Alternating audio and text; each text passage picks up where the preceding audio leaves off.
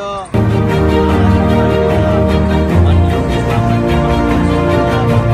કાર્યકારી પ્રમુખ કૈલાસભાઈ ગઢવી અને કાર્યકારી પ્રમુખ જેલબેન વસરા બધા સાથે મળી અમે અહીંયા ભારતના ચૂંટણી પંચમાં રજૂઆત કરવા માટે આવ્યા હતા। જે રીતે આપણે સૌ જાણીએ કે વિસાવદરમાં ભાજપને ચૂંટણી આપવાનો ક્રમ લાગ્યો છે, એટલા માટે ચૂંટણી બંધ રખાયું છે। એ ચૂંટણી બંધ ભાજપ આવું દબાણ કરે, દબાવી અને ચૂંટણીઓ બંધ રખાવે, એ તો લોકશાહી વિરુદ્ધ કહેવાના છે। તો અમે આમ આદમી પાર્ટી તરફથી સૌથી પહેલાં ગુજરાતના ચૂંટણી કમિશનરને રજૂઆત કરેલી, એક વખત રજૂઆત કરી, જવાબ ન મળ્યો, બીજી વાર રજૂઆત કરી, જવાબ ન મળ્યો। ત્યાર પછી ભારતના ચૂંટણી કમિશનર રજૂઆત કરી એમણે મળવાનો સમય આપવાના બદલે સાથે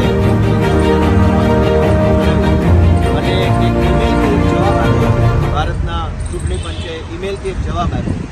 આ જવાબમાં એમણે એવું લખ્યું છે કે ભાઈ હર્ષદ રીબડિયાએ જે કાંઈ કોર્ટમાં પિટિશન કરી છે એના કારણે વિસાવદરની ચૂંટણી નથી થઈ।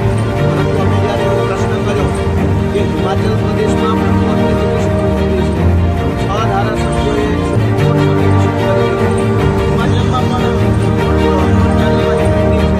તેમ છતાં હિમાચલમાં કેમ ચૂંટણી આવી ગઈ અને ગુજરાતમાં શા માટે બાના કાઢવામાં આવે છે? તો આ વાતનો ચૂંટણી કમિશન પાસે, ચૂંટણી આટલા મોટા ભારતના ચૂંટણી પંચ પાસે કોઈ જવાબ નથી કે હિમાચલની અંદર 6 ધારાસભ્યો ડિસ્મિસ થાય એની પિટિશન સુપ્રીમ કોર્ટમાં હોવા છતાંય ગુજરાતમાં કોઈ સસ્પેન્ડ નથી, રાજીનામું આપવામાં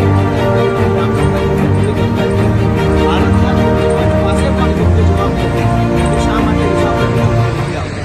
અમે આમ આદમી પાર્ટીએ નક્કી કર્યું છે કે જે કાંઈ કાયદાકીય કાર્યવાહી કરવાની થાય એ તમામ કાયદાકીય કાર્યવાહી કરીને પણ વિસાવદરની અંદર લોકોને જનપ્રતિનિધિત્વ મળે,